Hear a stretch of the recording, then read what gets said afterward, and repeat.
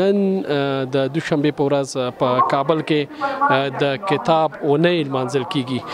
د دغه لمانځنې لپاره نن په لومړۍ ورځ په بابر بڼ کې د ماشومان لپاره د کتابونو یو نندارتون جوړ شوی دی او ټاکل شوی چې سبا او بل سبا یعنی د سې شنبې او چهارشنبې په ورځو په کابل پوهنتون کې د کتابونو نندارتون وي. خو دا چې نن په دې ځای کې کم مراسم دي په دې اړه به تاسو ته معلومات درکو. لومړی ورځو تالار ته په تالار کې رسمي مراسم شروع دي. وګورو چې هلته څوک راغلي او پر کوم موضوعات خبرې کیږي.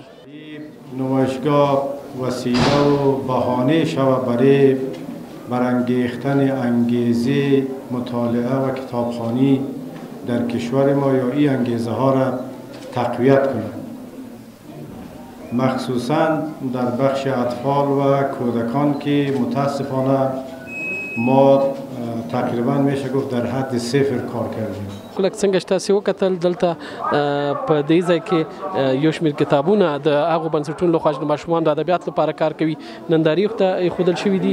دلته کوم کتابونه چې دي په دغه میز کې دا د ماشوم د ادبیاتو د کور لخوا نندارې ته ایښودل شوي دي او دلته د ماشوم د ادبیاتو د کور یوه مسؤله اغلې نګینه وتمنزوی هم راسره ده. له دوی سره به خبرې وکړو چې د دغه شان نندارتونونو جوړول د ماشومانو لپاره څه ګټه لري.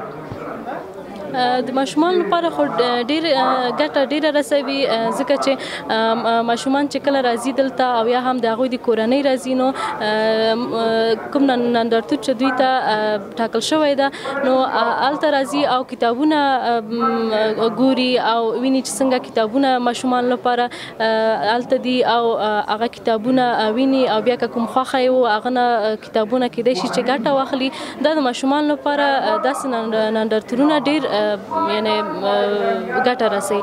دوستانو دلته ځینې ماشومان هم راغلي دغه نندارتون ته چې په دغه نندارتون کې کوم کتابونه چې دي دا وګوري واخلي د مطالعې لپاره.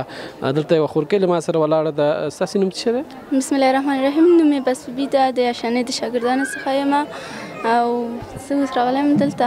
بلې بس بیبي جانې څنګه راغلي دلته کتابونه دې وکتل د داسې نندارتونونو جوړول ستاسو لپاره څونه ګټور دي؟ دا خو لا ډېر ښه دي ځکه چې د هر ماشوم لپاره کتاب ډېر ګټور وي ځکه چې د هغه ذهن ته پراختیا ورکوي، د هغه څخه د جهل تیارې لرې کوي د مغزه څخه او هغه کولی شي چې کوم مشکل کې بند شي هغه کولی شي چې خپل مشکل حل کړي. که څه هم په افغانستان کې د ماشوم ادبیات ته ډېر کار نه دی شوی خو یو شمېر خصوصي بنسټونو په دې برخه کې د پام وړ هڅې کړي دي. اجمل تورمان، آزادي راډیو، کابل.